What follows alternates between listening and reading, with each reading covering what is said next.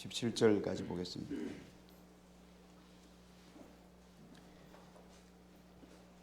신약성경 337페이지입니다. 12절 봉독합니다. 나를 능하게 하신 그리스도 예수 우리 주께 내가 감사함은 나를 충성되이 여겨 내게 직분을 맡기심이니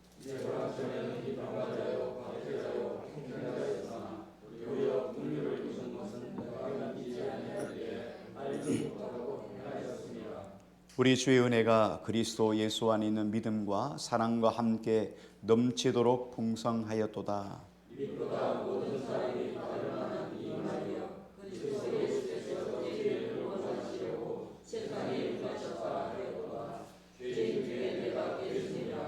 그러나 내가 궁휼을 입은 까닭은 예수 그리스도께서 내게 먼저 일체 오래 참으심을 보이사 후에 주를 믿어 영생 얻는 자들에게 본이 되게 하려 하심이라.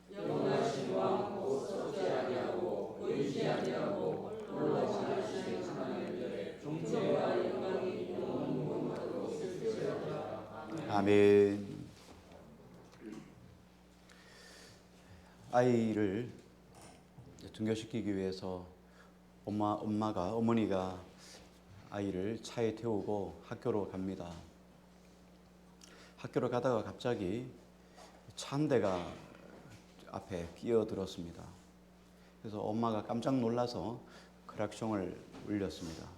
그랬더니 그 뒤부터 이 크락션을 울렸다는 것 때문에 차가 끝까지 쫓아와서 운전을 방해합니다.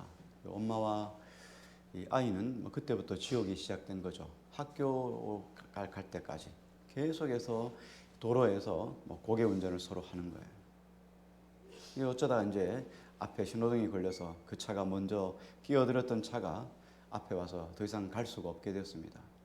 그분이 내려서 온갖 욕설을 이 아이 앞에 있는 엄마에게 쏟아 놓았습니다. 온갖 욕을 다 쏟아놓고는 그리고 돌아서면서 하는 한마디가 상당히 압권이었습니다. 그런 식으로 사니까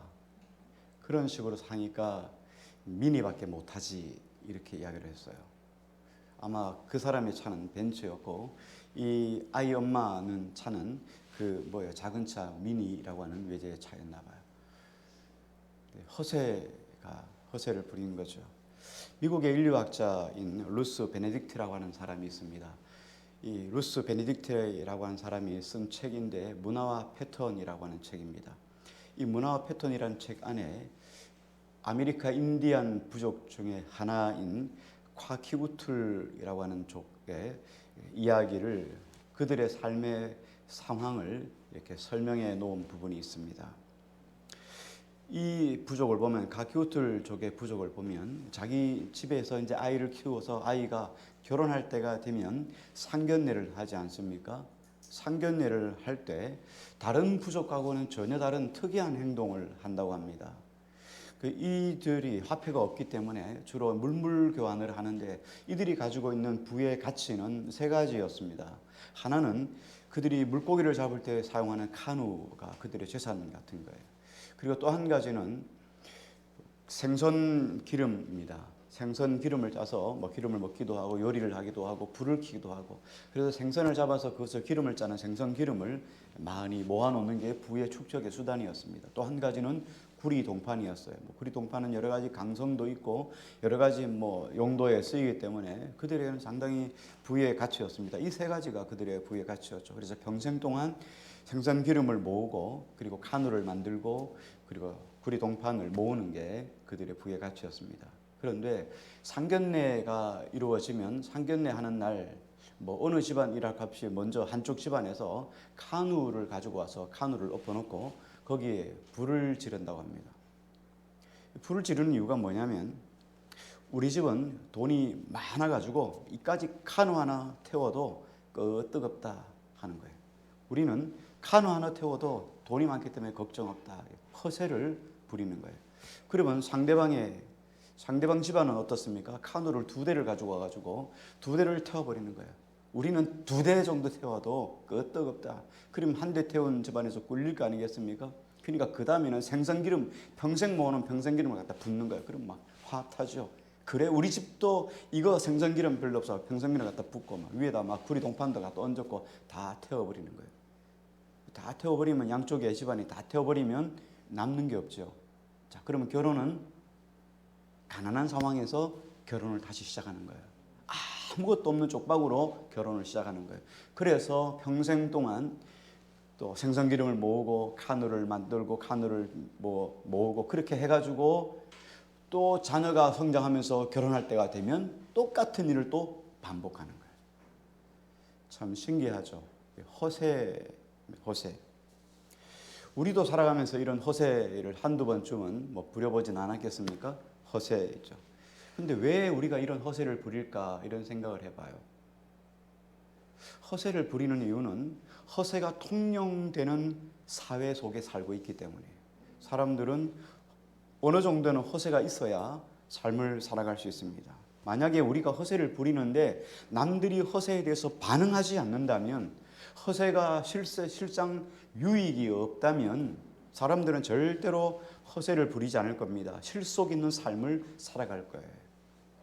그런데 허세를 부리는 게 적당히 먹혀 들어가니까 사람들은 허세를 부리는 거예요.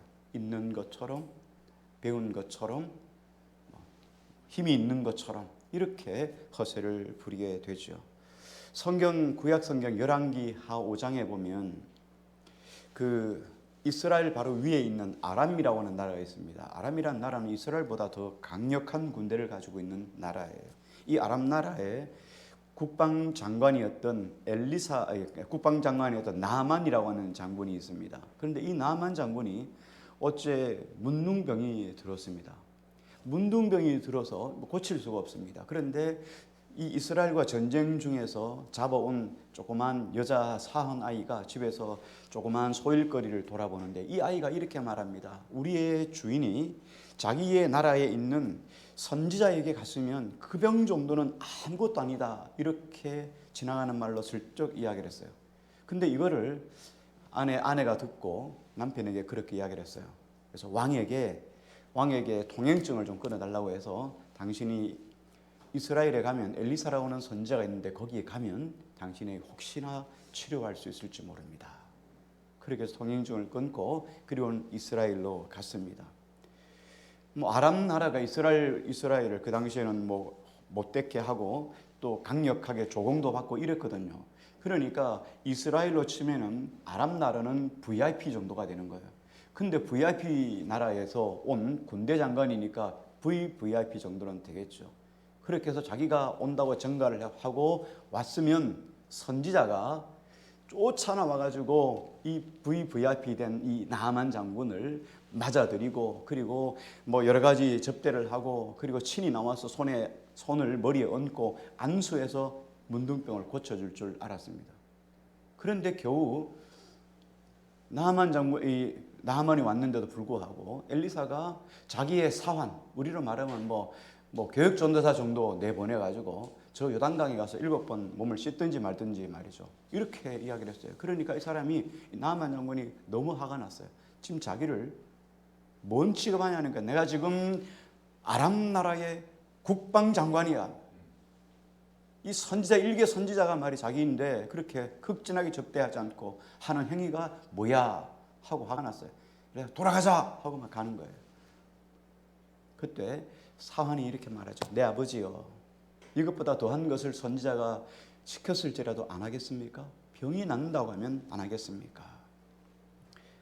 그래서 요단강에 7번 몸을 씻고 나서 깨끗하게 문둥병이 나았다는 것이 열왕기 5장에 기록되어 있습니다. 우리가 하나님께 국리를 구한다면 가장 낮은 모습으로 겸손하게 국리를 구해야 될 것입니다. 사전에 보면 허세라고 하는 단어의 설명을 이렇게 하고 있습니다. 실속 없이 겉으로만 드러나 보이는 기세. 왜 우리가 허세를 부릴까? 자존감이 높으면 허세를 부릴 이유가 없습니다. 내가 진짜를 소유한 사람은, 진짜 행복을 소유한 사람은 밖으로 허세를 부릴 이유가 없습니다. 허세라는 게 뭡니까? 다른 사람의 이목에 우리 삶을 맞추기 때문이죠.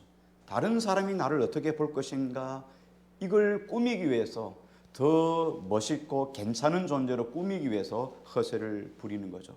그래서 진짜 실력이 있으면 허세로 자기를 꾸미지 않게 되죠. 우리도 마찬가지 아니겠습니까? 대부분의 사람들이 그렇듯이 자기 안에 있는 약점, 자기 안에 있는 부끄러운 과거들은 실상 다 감추고 살아갑니다. 과거 이야기를 하면 부끄러운 이야기들이 상당히 많잖아요. 뭐 술도 마셨고 뭐 여러 가지 뭐 일들 많잖아요. 그런 행위들을 하는 것을 부끄럽게 생각해서 그런 것들은 대체적으로 감추고 살아갑니다. 오히려 자신에게 자랑할 거리가 있다면 자기는 어떤 존재라는 것들을 진짜 더 부풀려서 뻥튀기를 해서 자랑하고 싶은 것이 사람의 마음일 것입니다. 그 자랑거리로 사람들이 자기를 평가한다고 생각하기 때문입니다. 자, 그런데 오늘 본문 속에 보면 참 이상한 일이 일어났어요. 오늘 바울이 본문 속에서 보면 자신의 부끄러운 과거를 낱낱이 이야기를 해요. 우리가 생각하는 것, 우리는 좀 허세를 좀 부리고 자기 자랑을 이야기하고 자기 과거는 좀 감추고 싶은데 바울은 자기의 과거를, 부끄러운 과거를 다 이야기를 합니다. 왜 그렇습니까? 진짜를 만났기 때문에. 성경에 보면, 성경 마태복음에 보면 누가복음도 천국에 관한 비유를 이야기하죠. 어떤 진주장사 이야기를 합니다. 진주장사가 온 전국을 다니면서 값진 진주를 사러 다니는 거예요. 근데 거기에 진짜를 만났어요. 이 진짜 진주를 만나고 자기 온 가산을 팔아서 진주를 샀느니라. 진짜를 사면, 진짜를 만나면 진짜를 사는 거예요. 그러면 이 사람은 뭐 집이 없어도 진짜 진주를 가지고 있으니까 대단한 거죠. 이 진짜의 가치를 알기 때문이죠. 바울도 그런 사람이었습니다. 진짜를 만났습니다. 진짜를 만나고 나니까 지금까지 자기가 허세를 부렸던 그 모든 것들은 다 뭘로 여겼냐면 배설물로 여겼다. 속된 말로 말하면 똥으로 여겼다. 배설물을 집안에 모시고 다니는 사람은 없지요. 빌립보서 3장 8절 9절에 보니까 또한 모든 것을 해로 여김은 내 주 그리스도 예수를 아는 지식이 가장 고상하기 때문이라. 하나님을 아는 지식이 너무너무 고상해서 내가 그를 위하여 모든 것을 잃어버리고 배설물로 여김은 그리스도를 얻었기 때문이다. 이렇게 이야기합니다. 내가 그리스도 예수를 얻고 나니까 내가 그 전에 알았던 모든 것, 그 전에 알고 있던 것, 그 전에 얻었던 것들은 다 아무것도 아닌 거예요. 배설물 여기는 거예요. 그래서 그리스도를 아는 지식이 더 고상하다. 최고의 고상한 것이다. 그러면서 자신의 부끄러움을 숨김없이 고백을 합니다. 우리 13절 말씀 같이 한번 읽을까요? 13절입니다. 같이요. 시작.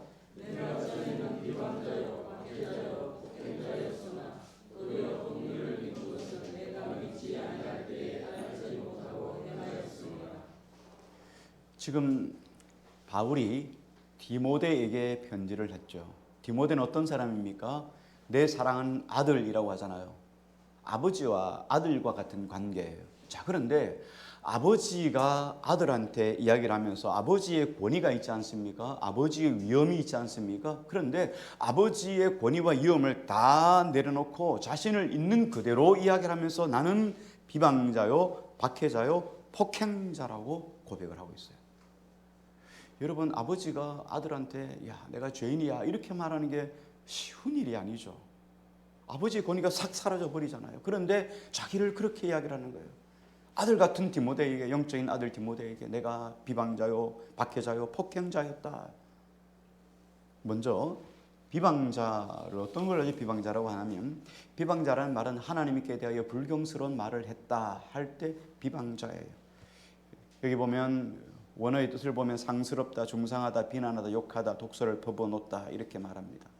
아니, 여러분 생각해 보시기 바랍니다. 바울이 어떤 사람입니까? 최고의 학부인, 최고의 율법학사였던 가말리알 문화에서 이 철학도 그리고 율법도 배운 사람이에요. 율법을 아는 사람이었기 때문에 그 사람의 입술을 통하여서 그가 불경스러운 말을 했다는 것은 상상할 수 없는 이야기예요. 그런데 여기 보니까 비방자요 이렇게 말을 합니다. 그러니까 말씀을 아무리 많이 알고 말씀을 잘 해석해도 하나님 앞에서는 우리가 불경스러운 자가 될 수 있다는 거예요. 이사야 6장에 보면 이사야 선지자가 하나님의 성전에서 예배하다가 하나님을 만나게 됩니다. 성령 임재하심, 하나님의 임재하심을 만나게 됩니다. 임재하심을 만나고 난 다음에 이렇게 고백을 해요. 화로다 나여 망하게 되었도다. 나는 입술이 부정한 자라. 나는 입술이 부정한 백성 중에 거주하면서 만군의 여호와이신 왕을 배웠음이로다. 아니, 선지자가 남을 흉보는 일을 하겠습니까? 선지자는 하나님의 말씀을 받아서 그대로 백성에게 전하는 역할을 하는 게 선지자이죠.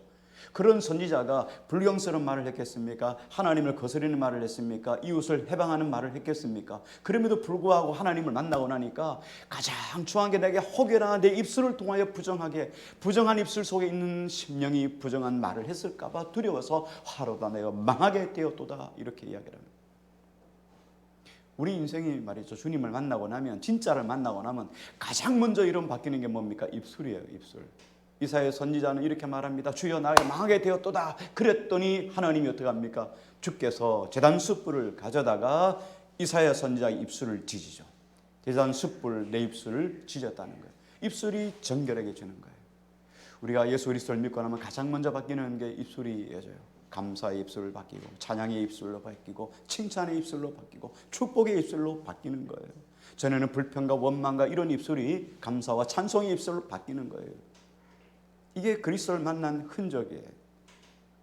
그래서 바울은 자신이 하나님 앞에서 비방했다, 비방자였다. 두 번째 보면 바울이 박해하는 박해자요, 이렇게 이야기를 합니다.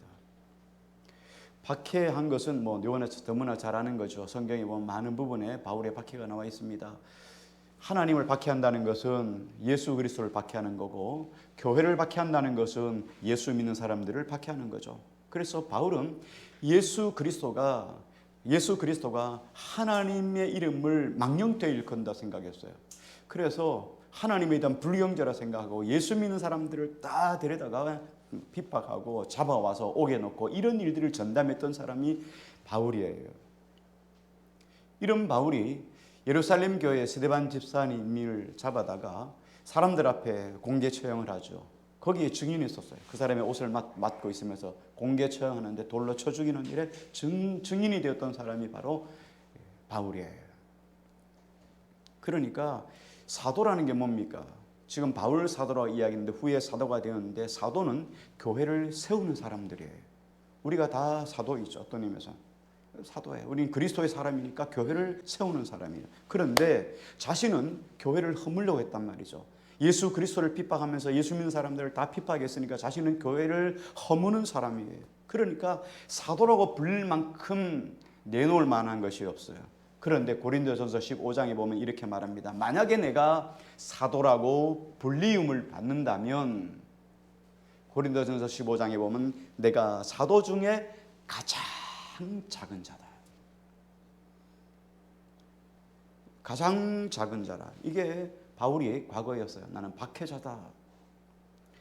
또 바울은 이렇게 말하죠. 나는 폭행자였으니. 폭행자라는 말은 히브리스테스라고 하는 헬라어 단어를 사용하는데요.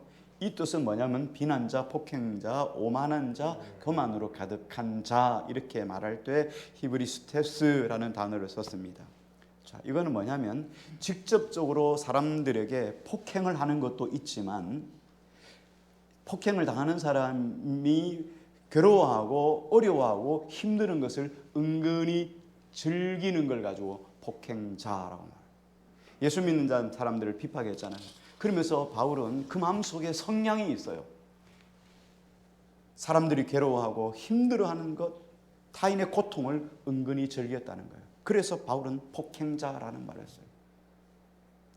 우리가 대리만족이라는 거 있지 않습니까? 대리만족에서 이건 TV 같은 데 보면 먹방, 그렇죠? 나는 먹으면 살이 찌니까 남이 대신 먹어주는 걸 보면서, 그렇죠? 막 즐거워 대리만족을 하면서 별풍선을 보내고 그러지 않습니까? 이런 것들이에요. 폭행하는 거, 여러분 우리 안에 폭행의 기질이 있지 않습니까? 그런데 내가 때리면 죄가 되니까 우리가 뭡니까? K1 같은 거 이러죠. 막 격투기 하는 이거 보면서, 그렇죠? 피 막 터지고 이런 걸 보면서 우리가 은근히 즐기지 않습니까? 이런 성향이 다 있는데 바울은 내가 폭행자였다. 나는 예수 믿는 사람들이 어려워지고 고통을 받는 걸 은근히 즐겼던 사람이다 라고 본인을 고백하고 있어요. 자, 그러면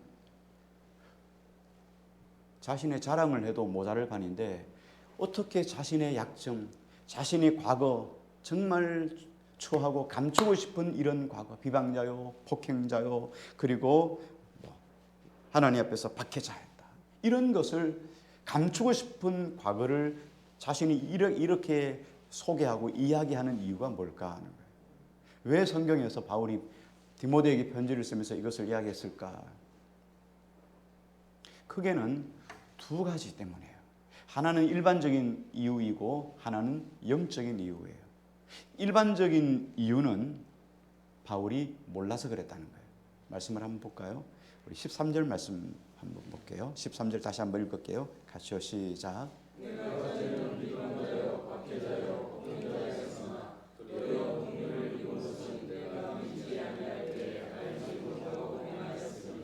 예, 여기 보니까 몰라서 그랬습니다 그랬어요. 유대인들이 예수 그리스도를 폭행하는 이유가, 예수 그리스도를 비방하는 이유가, 예수 그리스도를 박해하는 이유가 뭐냐면 자기 죄가 죄인 줄 모르고 죄를 짓는 거예요. 여러분, 알고 죄를 지으면 더 나쁜 거죠. 성경에도 보면 그렇게 말씀을 합니다. 예수님이 이렇게 말을 합니다. 알고 죄를 짓는 자는 많이 맞을 것이요, 모르고 죄를 지은 자는 적게 맞을 것이니라. 매 맞는 건 똑같습니다.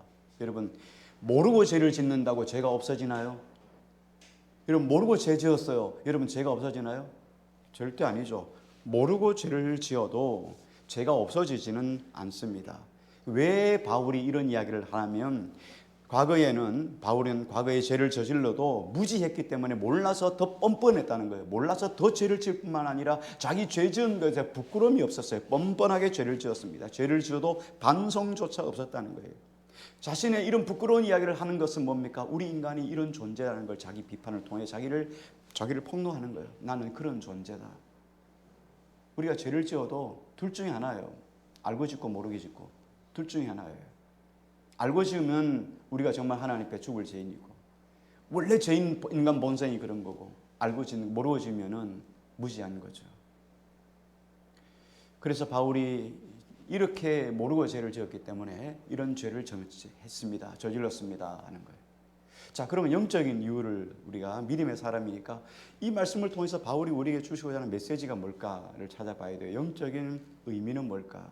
영적인 의미는 여기 본문 속에 보면, 자, 12절 말씀 우리 한번 같이 보겠습니다. 첫 번째, 바울이 그렇게 낱낱이 과거를 고백하는 첫 번째 이유입니다. 12절 같이 읽을게요. 시작.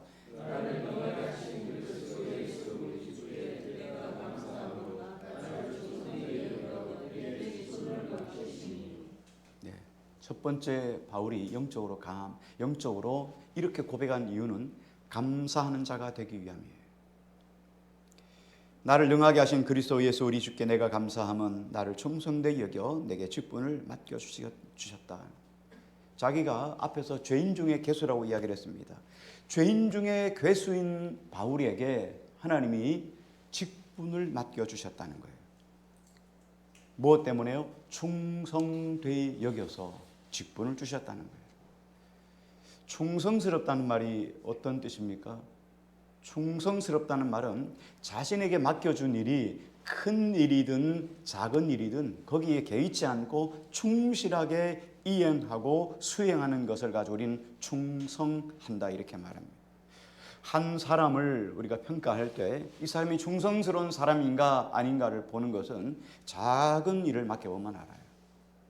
그래서 작은 일을 통하여서 그 사람 씀씀이, 그 사람 됨됨이를 우리가 찾을 수 있는 거죠. 다른 사람이 신경 쓰지 않는 소소한 작은 일에 배려하고 신경 쓰는 사람은 큰 인격의 사람이에요. 그래서 성경은 이렇게 말합니다. 누가복음 6장 10절에 보면 지극히 작은 것에 충성된 자는 큰 것에도 충성되고 지극히 작은 것에 불의한 자는 큰 것에도 불의하느니라. 작은 것을 맡겨줬는데 작은 일에 충성한 사람은 큰 것 맡겨줘도 여전히 잘할 수 있는 사람이에요. 그런데 작은 일에 불의한 사람은 작은 것 작다고 대수롭지 않게 생각하는 사람은 큰 것을 맡겨줘도 잘 할 수 없다는 거예요. 작은 일에 충성하지 못하면 결국 큰 일 맡겨도 불의하게 처신하게 되어 있다는 거예요. 그래서 바울이 하나님이 충성되게 여겨서 그에게 직분을 주셨다는 거예요.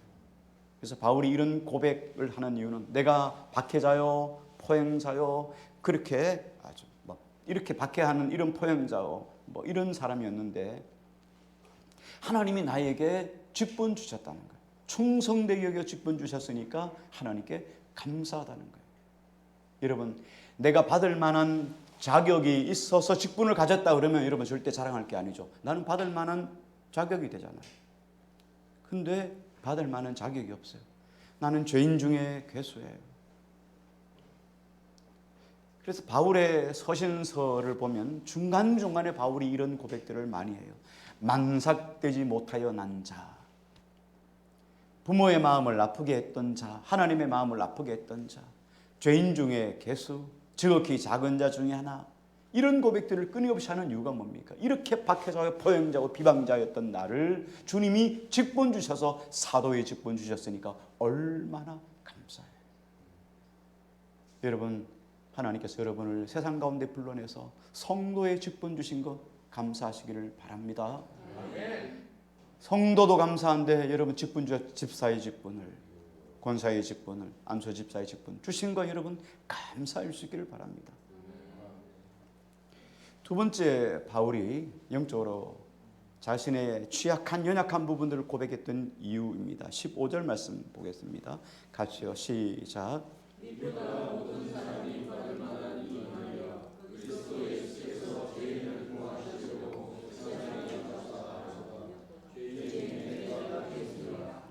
네, 바울이 아주 자신을 낮추기 위해서 작심을 했습니다.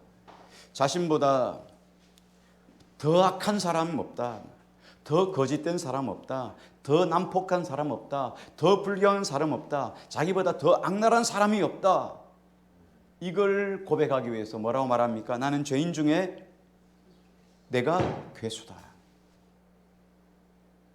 여러분 다 나쁜 사람입니까? 저는 더 나쁜 사람입니다. 이렇게 말하는 거예요. 그러니까 자기보다 더 악랄한 사람이 없고 자기보다 더 악한 사람 없다니까. 죄인 이야기하다 나보다 더 죄인인 사람이 어디 있느냐고 바울이 이렇게 고백을 해요. 그러니까 지금 자기를 낮추기 위해서 아주 작심한 거죠. 에베소 3장 8절에도 보면 모든 성도 가운데 지극히 작은 자보다 더 작은 자라고 이야기를 하고요. 이런 자신이 너무 악하기 때문에 고린도전서 15장 3절에 보면 내가 날마다 죽노라 이렇게 이야기를 합니다. 오늘 살아가는 저와 여러분, 우리는 이 세상에서나 교회 안에서나 우리는 정말 주님 앞에 가장 중요한 것은 겸손이에요. 인위적인 겸손이 아니라 내가 겸손하려고 하는 게 아니라 겸손한 척 하려고 하는 게 아니라 내가 겸손한 것처럼 보이려고 하는 것이 아니라 겸손하기 위해서는 가장 중요한 게 자기 정체성이에요. 내가 왜 겸손할 수밖에 없는지 겸손이에요.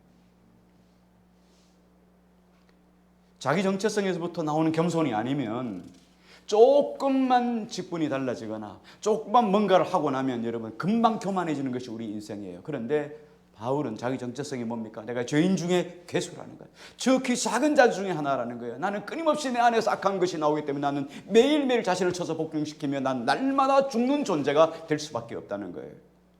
겸손해지려고 겸손하는 게 아니라 자기 정체성을 알기 때문에 겸손해지려고 몸부림치는 거예요. 이걸 깨닫고 알아야 내가 하나님의 은혜를 얼마나 엄청나게 받았는지를 알 수 있어요. 이걸 모르면요, 우리는 금방 교만해져요. 그래서 베드로 사도는 이렇게 이야기를 하죠. 돼지가 깨끗하게 씻겼다 다시 더러운 데로 들어가고 개가 토한 것을 다시 먹은 것 같도다. 우린 그런 존재입니다. 우린 안 할래요. 절대 하나님 하지 않게요. 하나님 은혜 주세요 하고 하지만 은혜 받고 나면 또 지나면 또다시 원점으로 돌아가는 존재가 우리 인생이에요. 교만하지 않으려고 바울이 몸부림치는 것은 겸손해 보이려고 하는 것이 아니라 자기 안에 있는 정체성 때문이에요. 이렇게 하나님 앞에 자기 정체성 때문에 내가 받은 내가 얼마나 큰지를 고백하니까 하나님께 감사하는 자가 되고 또 하나님 앞에서 겸손한 자가 되는 거예요. 우리는 이 땅 살아갈 동안에 이런 은혜가 있어야 하나님의 기적을 맛볼 수 있어요. 은혜는 여러분 그렇습니다. 세상의 힘은 힘 있는 자에게로 몰립니다. 그래서 우리가 힘 있는 것처럼 보이려고 하는 게 아니겠습니까? 그런데요, 하나님의 은혜는 하나님은 낮은 자에게로 임합니다. 그래서 교회에서 높은 자에 있으면요 절대 은혜를 받지 못해요. 은혜가 가지 못합니다. 하나님의 은혜는 항상 낮은 자예요. 낮은 자리로 흘러가요. 낮은 자리로 하나님의 은혜가 머물러요. 그래서 끊임없이 바울이 이걸 알았기 때문에 나는 하나님의 은혜가 필요한 존재라고 자신을 알기 때문에 끝없이 계속하여 겸손한 자리에 가는 거예요. 그렇기 때문에 우리는 한순간도 하나님의 은혜 없이는 살아갈 수 없다는 것을 고백하는 사람이 되는 거예요.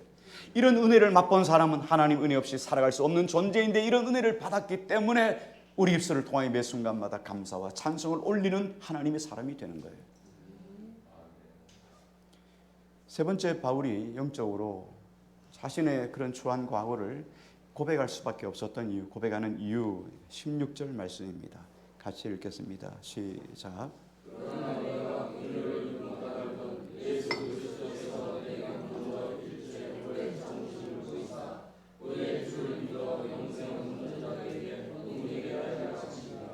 예, 내가 긍휼을 입은 까닭은 예수 그리스도께서 일체 오래 참으심을 보여주셨다. 그래서 나중에 주를 믿어 영생 얻는 자에게 믿음의 본 되게, 영생의 본이 되게 하시기 위함이었다는 거예요. 다시 말하면 자기가 죄인 중에 개수잖아요. 지극히 작은 자 중에 하나잖아요. 그리고 하나님의 비방자요, 폭행자요, 이런 사람이었어요. 박해자였단 말이에요. 이런 사람을 예수님이 건져주셨어요. 그래서 제가 과거를 내가 자꾸만 이야기하는 이유가, 내가 나의 추함을 더러운 것을 이야기하는 것은 이런 나에게도 하나님이 오래 참으셔서 건져주신 것처럼 나보다 여러분들은 더 약하지 않느냐, 나보다 더 낫지 않느냐, 그런 자에게 하나님께서 인내를 보여주시지 않겠느냐, 그것의 어떤 롤 모델로 나를 세우셨다는 거예요. 그래서 바울을 보라는 거예요. 나도 하나님이 인내해서 구원하시고 은혜를 주시는데 여러분도 구원하시고 은혜를 주시지 않겠는가.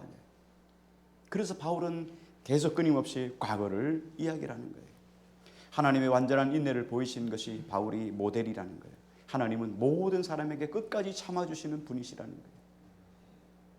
하나님이 우리가 하는 행위를 몰라서 하나님이 놓아두는 것 아니에요. 알고 있습니다. 근데 하나님이 우리가 때때로 자녀를 양육하는 것처럼 말이죠, 매를 대고 그렇게 하면 하나님은 어떻습니까? 하나님은 두려운 자가 되는 거예요. 그런데 사랑은 우리를 바꾸죠. 끝까지 하나님이 참아주신 그 사랑 때문에 하나님의 마음에 합한 자로 살아가려고 몸부림치는 게 하나님의 은혜예요. 저와 여러분들은 세상 속에서 하나님의 거룩한 이런 본이 되는 사람이에요. 영생의 본이 되는 사람이에요. 사람들에게 이렇게 이야기를 하죠. 나 같은 죄인도 하나님이 건져주셨어요. 당신도 하나님이 구원해 줄 수 있습니다. 나는 당신보다 더 악한 사람이었어요. 세상 속에서 내가 어떻게 살았는지 그 과거를, 추한 과거를 이야기해 주는 거예요.